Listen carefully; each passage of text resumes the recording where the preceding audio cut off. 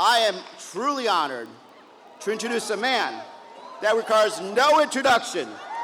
My friend, a fighter for families, one of the most dedicated public servants our country has known, the 44th President of the United States, Barack Obama. Arizona!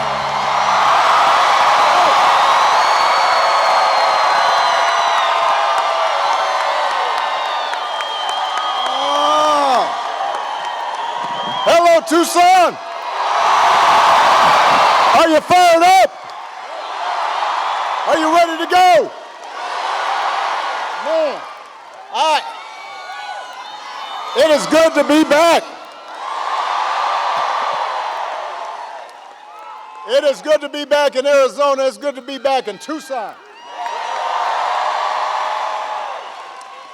And I appreciate y'all coming out the day before homecoming. As we landed, we saw Colorado's buses at the airport. And I know, Colorado's got a couple good players, but I also know you guys have beaten them twice in a row, so don't bet against the Wildcats tomorrow. Come on. I love you back. But I am not here just to talk about football. I am here to ask you to vote for my friend and your outstanding Congressman, Raul Grijalva, for your next member of Congress from the 6th District, Kirsten Engel, for your outstanding next United States Senator, Ruben Gallego, and for the next President of the United States, Kamala Harris.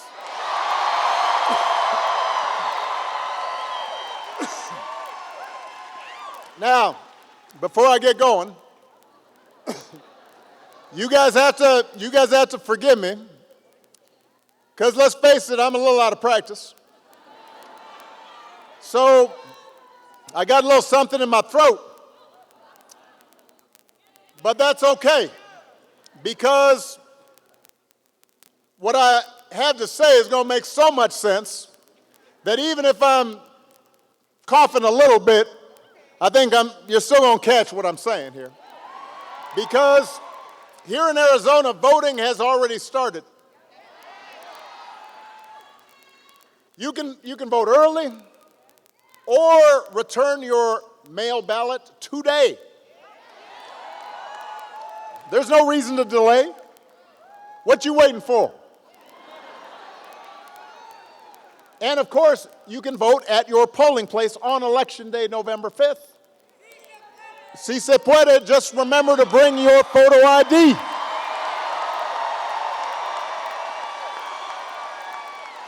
And I think as Ruben mentioned, si se puede. But as Ruben mentioned, you need to make a plan. And if you've got any confusion, any uncertainty about what your plan is to vote, then you go to iwillvote.com/AZ. And then once you've got a plan, then you've got to make sure your friends and family make a plan to vote too.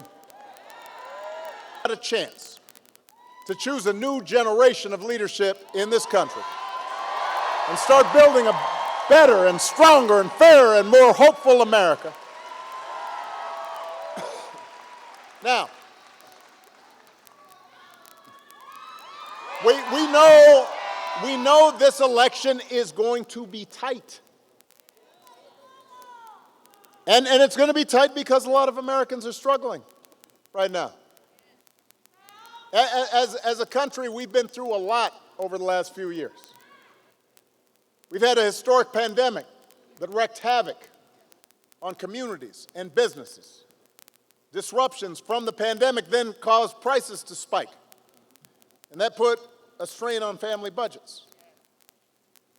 And in a lot of ways, it felt like the aspirations of working people have taken a back seat to the priorities of the rich and the powerful and the well-connected.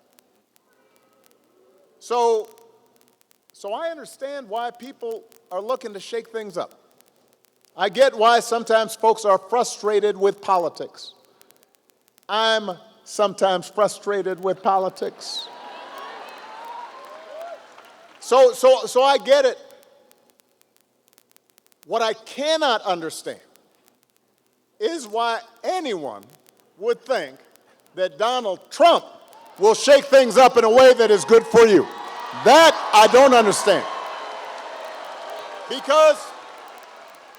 Because there is absolutely no evidence that this man thinks about anybody but himself. I've said it before. Donald Trump is a 78-year-old billionaire who has not stopped whining about his problems since he rode down that golden escalator 9 years ago.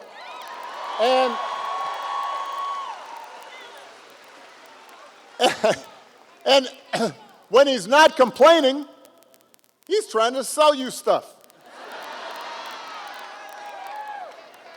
He's got his gold sneakers.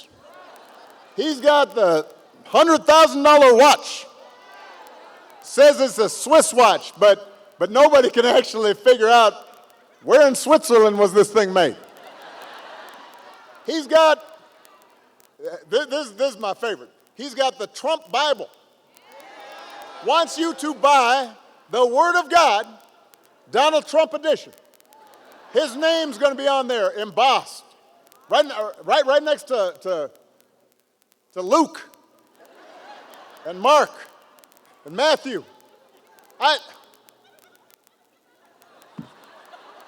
And by the way, I will give you one guess. You could not make this stuff up. Where these Bibles are made.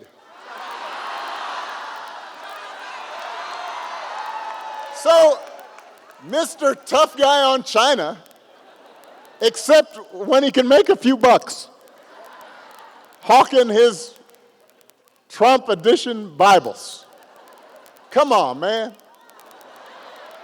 You can't make this stuff up. But he's doing it. And the reason he's doing it is because what he cares about is his ego and his money and his status. He's not thinking about you. Donald Trump sees power as nothing more than a means to his ends. He wants the middle class to pay the price for another huge tax cut that would mostly help him and his country club buddies. He doesn't care if he costs more women their reproductive freedoms because it won't make a difference in his life. Do not boo. Vote. They can't hear you when you boo, but when you vote, everybody can hear you.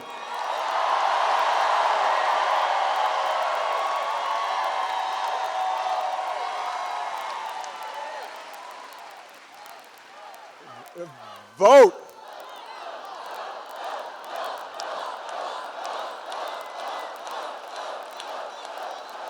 Most of all, Donald Trump wants us to think that this country is hopelessly divided between us and them, between the, quote, real Americans, by which he means his supporters, and the outsiders who don't support him. Because having people divided and angry and aggrieved and resentful, he figures that boosts his chances to get elected. Now, so those are his intentions. I do have to point out that along with his intentions, there is also a question of his competence. Have you seen him lately? I mean, he is out there, he's given 2.5 hour speeches, just word salads. You have no idea what he's talking about. He's talking about Hannibal Lecter. He's talking about this. He's talking about that. He held a town hall meeting where he just Let me explain, because I've done a lot of town hall meetings. The point of a town hall meeting is to take questions. He just decided, you know what, I'm going to stop taking questions, and then he's swaying to Ave Maria and YMCA for about half an hour. Folks are standing there not sure what's happening. Can you imagine if I did that? Can you imagine if Ruben did that right in the middle? Now, our playlist would probably be better. But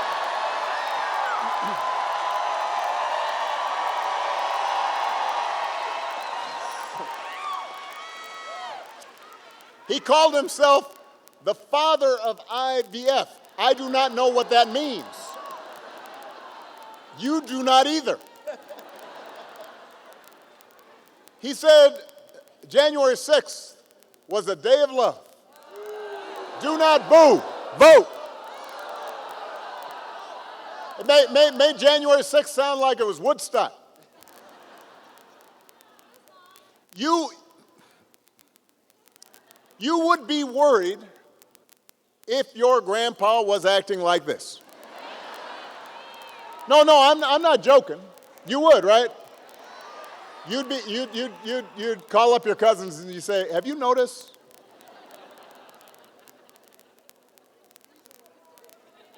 So imagine it coming from a guy who wants to be given unchecked power. Tucson, we do not need to see what an older, loonier Donald Trump looks like with no guardrails. We have had enough of arrogance and bumbling and bluster and division. America's ready to turn the page. We're ready for a better story. We are ready for a president, Kamala Harris.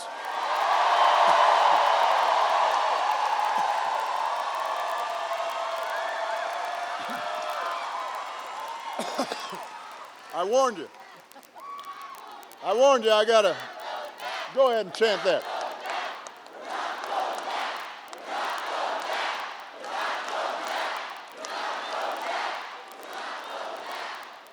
And the good news is, Kamala Harris is ready to do the job.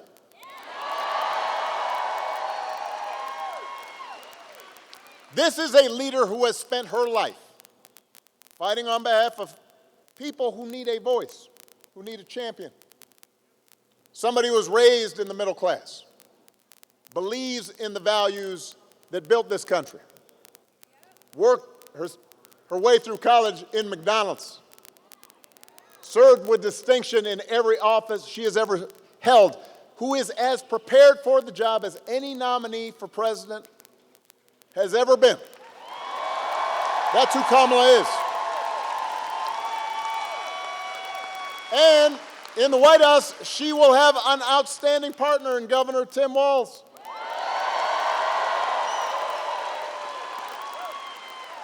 Love that dude.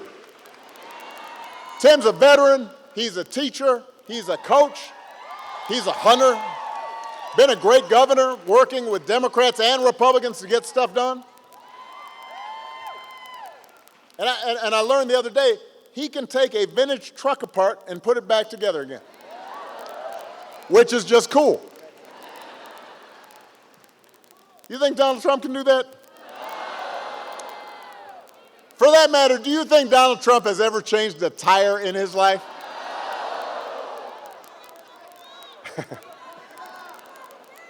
Yeah, you know, he's like having Jeeves change his tire.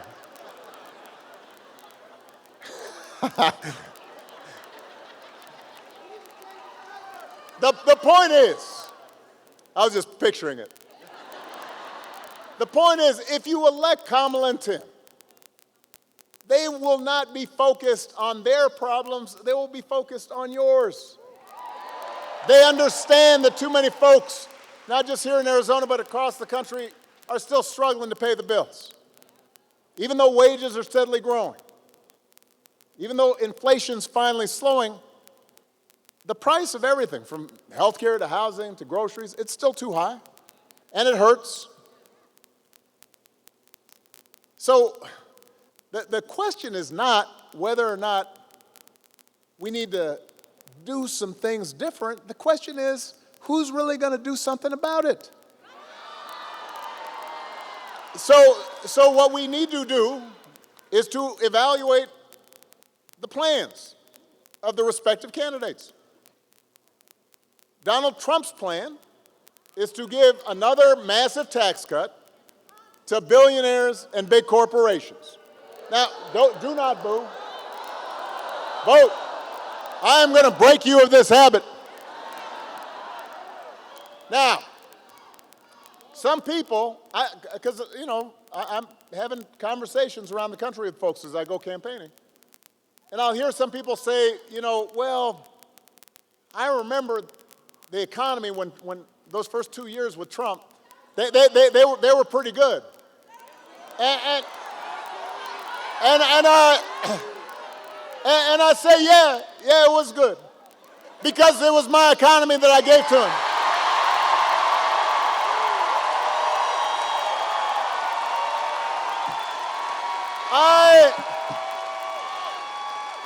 I had spent the previous 8 years cleaning up the mess that Republicans had left me. So when I handed over the economy to Donald Trump, we had 75 straight months of job growth. And I said, here you go. And all he did with it was give a tax cut to people who did not need one. And drove up the deficit in the process. And now he wants to do it again.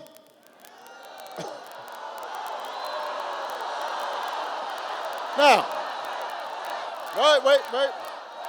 Now, in fairness, his other big economic plan is to slap tariffs on everything from food to TVs. Now, understand a tariff is any imported good, you just slap an extra cost on it. And if some other country's not playing fair in terms of trade, then you use it as a tool in your tool belt. But this is basically a Trump sales tax that could cost the average family almost $4,000 a year. This is not a plan to bring down prices. If you think prices are high now, Donald Trump's message is you ain't seen nothing yet.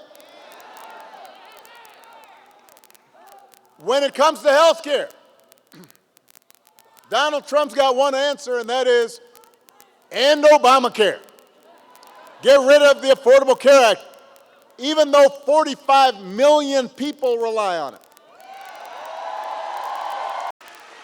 Couple of weeks ago, his running mate had the nerve, the chutzpah, to say that Donald Trump salvaged the Affordable Care Act. What? Donald Trump spent his entire presidency trying to dismantle it, and he couldn't even do that right. Thanks to John McCain, he didn't do it.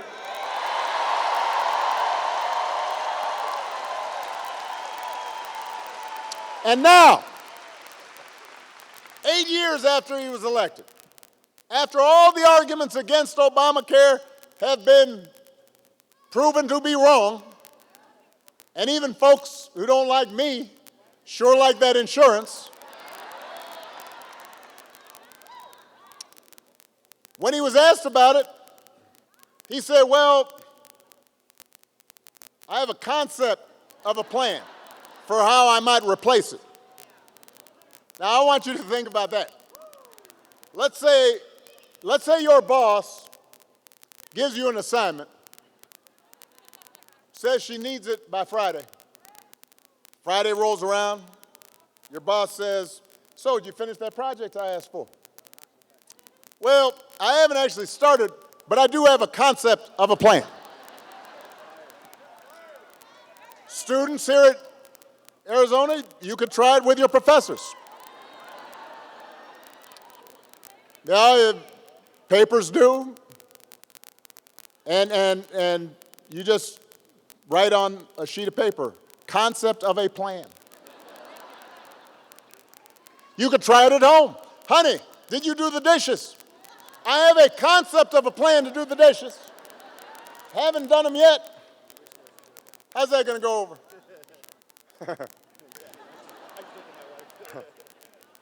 If it wouldn't work for you, why should it work for the President of the United States? But the good news is that Kamala Harris does not have concepts of a plan. She has an actual plan to make your life better.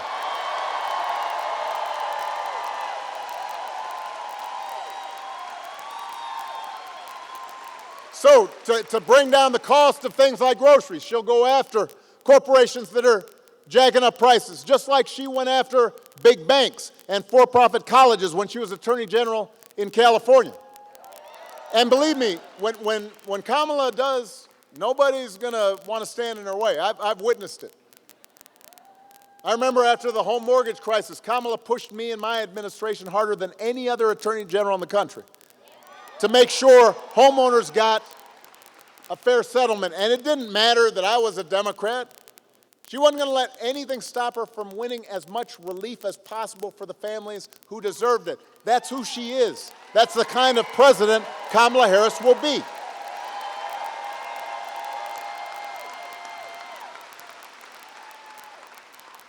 To lower housing costs, Kamala is going to cut red tape and work with state and local governments, as well as the private sector, to build 3 million new homes. Concrete plans. She'll give first-time homebuyers up to $25,000 to help them with a down payment.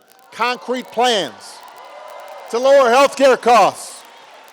Kamala already worked with Joe Biden to take on the drug companies, bring down the cost of insulin, hearing aids, more than 50 prescription drugs. Ruben worked on that. He knows about it. And as president, Kamala will never stop working to limit out-of-pocket costs and protect your care. Concrete plans. That's who Kamala is.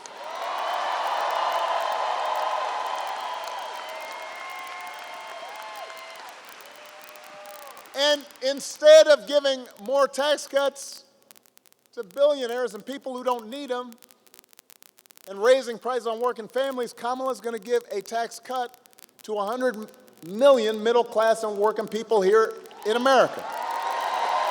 So, if you're a new parent, you could qualify for a $6,000 tax credit during the first year of your child's life. That will help because raising kids is hard. She wants to make it easier to afford stuff like a crib or a car seat or diapers. You think Donald Trump's ever changed the diaper? No. Jeeves, what is this?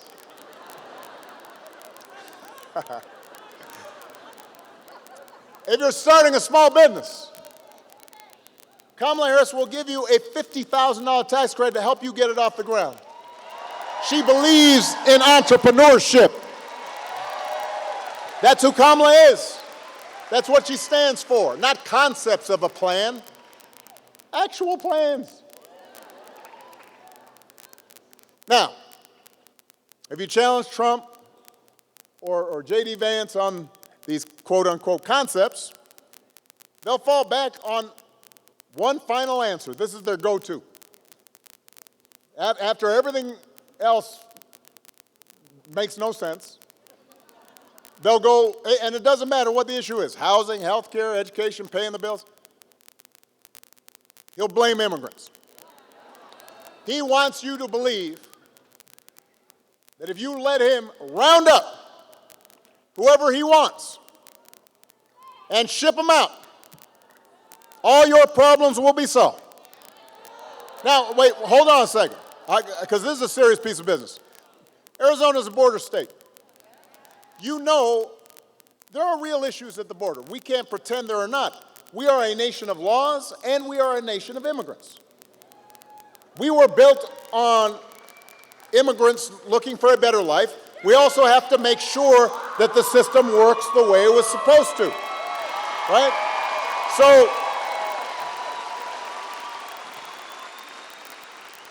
So we have a real problem to solve. But remember, Donald Trump was president for 4 years. He likes to talk about Kamala being vice president 4 years. We remember you being president, buddy, for 4 years. And if rounding up and deporting millions of desperate people, many of them women and children, is the answer to everything, looks like we might need an EMT right in front here. Everybody bend your knees real quick, because sometimes when you stand too long, you get a little faint. She'll be all right. Just got to make sure, and drink something if you got it, all right? Good job, EMTs.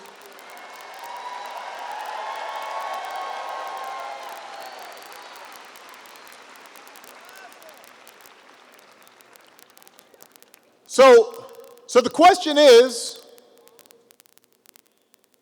why didn't he actually solve the problem when he was in power? Why was the number of undocumented immigrants basically the same when he left office as when he took office? I'll tell you why. Because he didn't have a real plan, and he still doesn't. What he had is talking points. What he had is a concept of a plan. And by the way, it was a mean and ugly concept.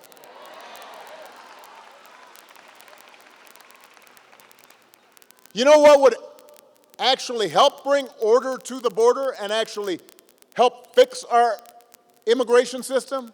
The bipartisan deal that Kamala Harris supported, even though it was written by one of the most conservative Republicans in Congress, and Donald Trump deliberately lobbied against it and told Republicans don't vote for it because he figured that if you passed it, he would not be able to engage in the same kind of fear-mongering that he's been doing. He cared more about winning an election than he did to actually solve the problem. Vote.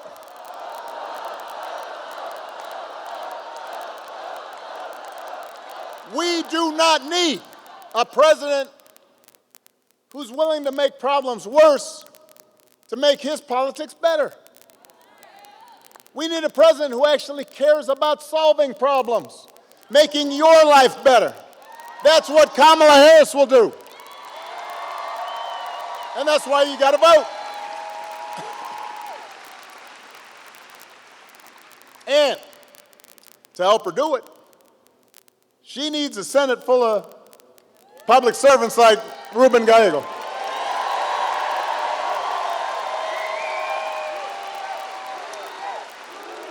Ruben. Keep going while I take my sip of water. Ruben. You heard Ruben speak a little bit about his life. Son of an immigrant, single mom. Growing up, he and his sisters didn't have much. He worked construction, worked as a meat packer, anything to help his family. Later, he served in the Marines. In Congress, he's proven that he will stand up to corporate price gouging and work to lower costs for families. Ruben's the kind of person we need in Washington. This is the kind of person who's going to help Kamala get stuff done. Folks who share our values and will do whatever they can to move the country forward.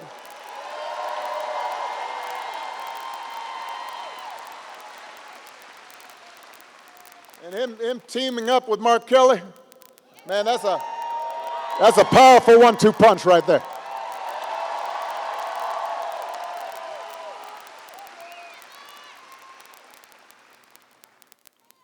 One of those values that Ruben shares and that's talked a lot about in the campaign is freedom. So I want to talk a little bit about that. I do not think we've ever had an election with candidates who understand freedom so differently. For Donald Trump and his cronies, freedom means that the powerful can do whatever they please. That's his definition of freedom. I want to fire workers for trying to organize a union. I should be free to do so. You know, they want the freedom to throw out votes if they lose an election. They want to control what women can and can't do to their bodies. In other words, for Trump, freedom is getting away with stuff. And it's like he said in the middle of the pandemic, when he said, I do not take any responsibility at all. I'm not sure any American president has ever uttered those words other than Donald Trump. I do not take any. People were dying. Hospitals overrun. I do not take any responsibility at all. That's his idea of freedom. I do what I want, and I'm not responsible for anything. We have a broader idea of freedom. We believe in the freedom to provide for our families if we're willing to work. The freedom to breathe clean air and drink clean water. The freedom to send our kids to school without worrying if they'll come home safely.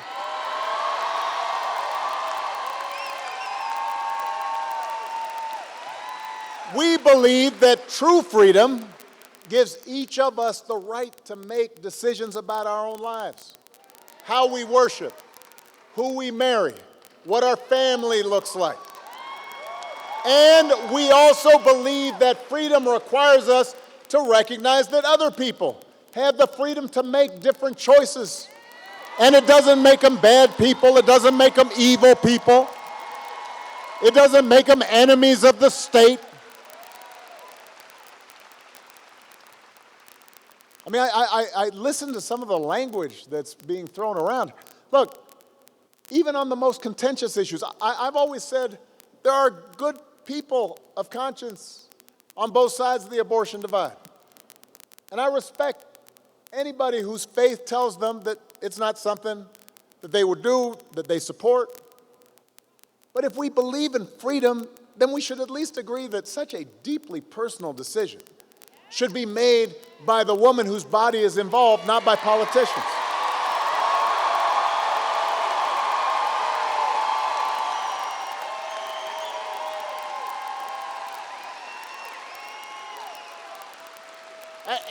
And it's been fascinating to watch Donald Trump just try to tie himself into a pretzel on this issue, because he sees that what his party has been doing is unpopular. And so when he ran for president the first time, he said he would support punishing women who got an abortion.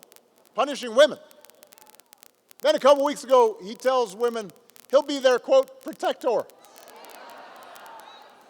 I will tell you how he protected you, quote unquote. He handpicked 3 of the Supreme Court justices who overturned Roe versus Wade. He bragged about it, and now there are Trump abortion bans in 20 states, many of them with no exceptions for rape and incest. And he's out there saying, well, you know, everyone wanted it this way. Really? Donald Trump may be confused, but let's be clear about what's at stake here. If you send Ruben Gallego to the Senate, he'll vote to restore the reproductive freedom that women had for nearly 50 years. And if Congress passes that bill, Kamala Harris will sign it into law.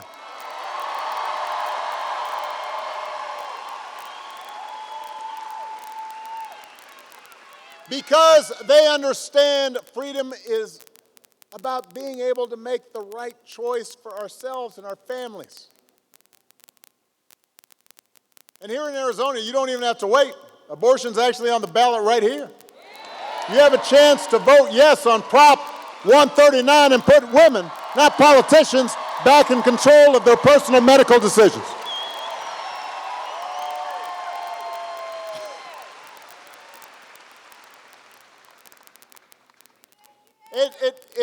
It's an example of how, at the end of the day,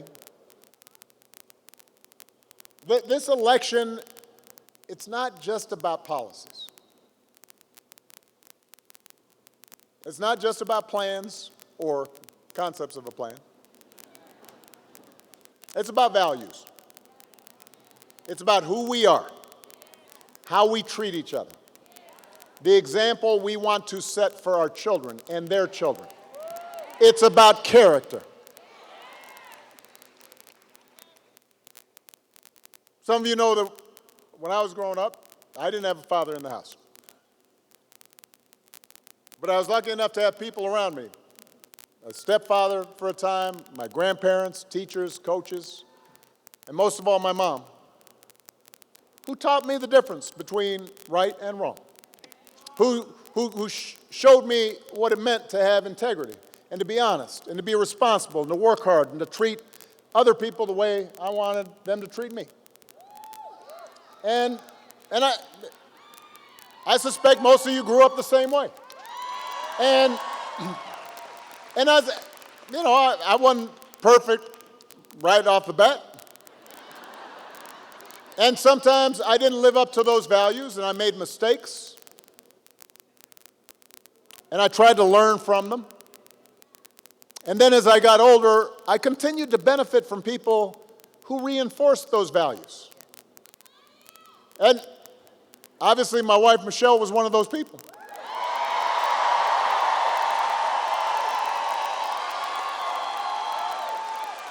She's still trying to make me a little bit better. But it wasn't just Michelle. It was also friends and coworkers and neighbors. And even political opponents, people on the other side of the aisle. And I already mentioned it before, being here in Tucson, I'm thinking about my friend John McCain.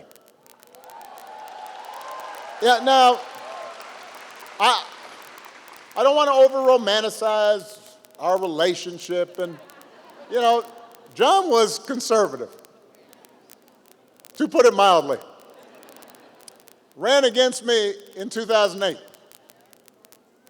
Talked about me on the campaign trail. But you know what? He understood that some values transcend party. He believed in honest argument and hearing the views of other people. He didn't demonize his political opponents. You remember the time at the end of the campaign when a woman at one of his rallies said, "Oh, Obama, you can't vote for that Arab. He's not even a citizen." And she started going on a rant, and he said, ma'am, hold on a second. I have a lot of disagreements with Senator Obama, but I serve with him. He's a good man. He's an honorable man. He's a patriotic American. Shut it down. He knew that if we get in the habit of bending the truth to suit political expediency or party orthodoxy, our democracy can't work. The man had character. People like Gabby Giffords and Mark Kelly have character.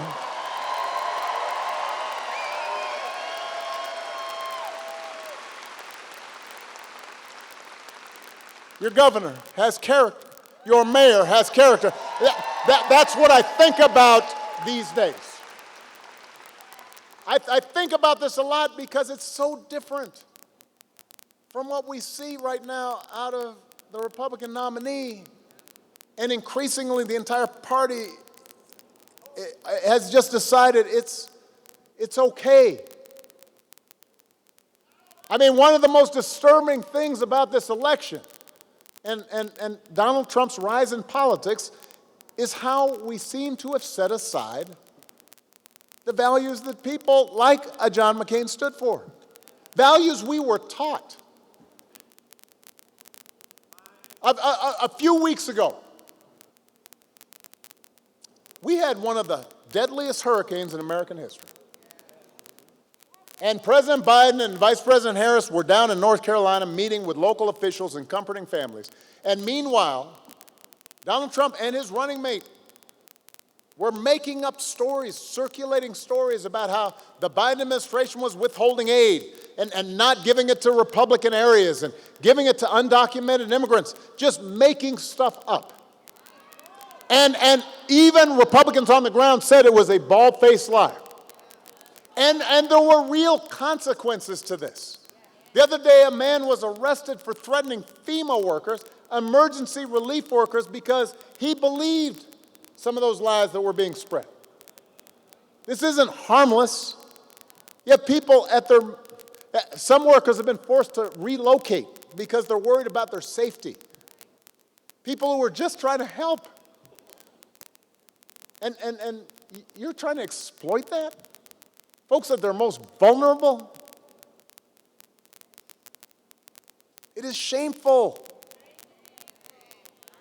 And because Donald Trump feels like making stuff up, you've got hard-working public servants who cannot do their jobs. And you've got desperate families being left to fend for themselves. Some of them are not even applying for aid they're eligible for because they've believed that, well, there's no point because I'm not going to get help. So my question is, when did that become okay? Look, just hold on a second. I really want to focus on this. No matter where you are on the issues, how could you go along with that? If your coworkers acted like that, they wouldn't be your coworkers for very long. If you had a family member who acted like that, just making stuff up, hurtful stuff, you might still love them, but you tell them you got a problem. And you certainly wouldn't put them in charge of anything. And yet when Donald Trump lies or cheats or bullies or shows utter disregard for our Constitution, when he calls service members like John McCain losers because they died in battle or were captured, when he calls fellow citizens vermin or the enemy within, people make excuses for it. They think it's okay, so long as their side wins. And I have to say, I've noticed this especially with some men who think Trump's behavior, the bullying and the putting people down and acting all, pretend tough guy, that somehow that's a sign of strength. I am here to tell you that is not what real strength is. Never has been. Real strength is about working hard and carrying a heavy load without complaining. Real strength is about taking responsibility for your actions and telling the truth even when it's inconvenient. Real strength is about helping people who need it and standing up for those who can't always stand up for themselves. That's what we should want for our daughters and our sons. That's what I want to see in the President of the United States of America.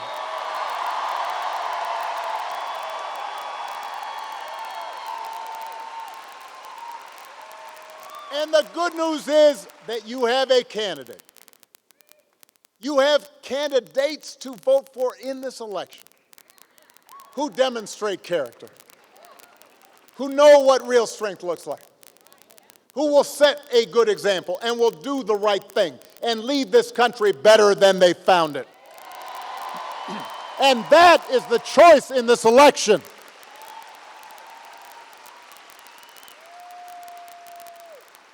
So, if you are talking to friends and family and neighbors, and it's hard to have political conversations right now. Sometimes families are getting divided. It's getting so intense. Friendships are broken off because of it. It shouldn't be that way. But Ruben and I were talking to a remarkable group of men right before we came out, and we were talking about this, and somebody said, man, I'm just so tired of everybody being divided and mean and nasty. And I said, well, we don't have to be that way. We can make arguments while still saying, I love you and I'm going to listen to you. But you need to have those conversations, though. If somebody says, well, I'm thinking about voting for Trump because I remember the economy being pretty good, remind them why it was good. If you say, well, I'm mad about higher prices, you say, well, hey, what is exactly Donald Trump's plan for higher prices? Just ask him. And if they don't, you tell him he's got concepts of a plan, and it don't make sense. If they're concerned about issues like immigration, ask them, well, what do you think he's going to do? Because we know what he did the first time didn't work. You can have that conversation. And if after you've gone through that, and the folks who are unconvinced say, yeah, I don't know, I still like him, then I think you have to then say, yeah, but what about character? What about values? Because that matters. It's not just policies are on the ballot. Don't vote for somebody who does not respect you. Don't vote for somebody who makes fun of people because they're not like them. Don't prey on people who are weaker than you. It's about values. It's about character. So whether this election is making you feel excited or scared or hopeful or frustrated or anything in between, do not sit back and hope for the best. Get off your couch and what? Put down your vote and do what? Vote for Kamala Harris as the next president of the United States. Vote for Tim Walz as the next vice president of the United States. Vote for Ruben Gallego and this whole incredible Arizona Democratic ticket. Tell your friends and family members and neighbors to do the same. Because if enough of us make our voices heard, we will leave no doubt about the outcome of this election. We will leave no doubt about who we are and what America stands for. And together we will keep building a country that is more fair and more just and more equal and more free. That is our job. That's our responsibility. Tucson, let's go do it. Thank you. I love you. Bye-bye.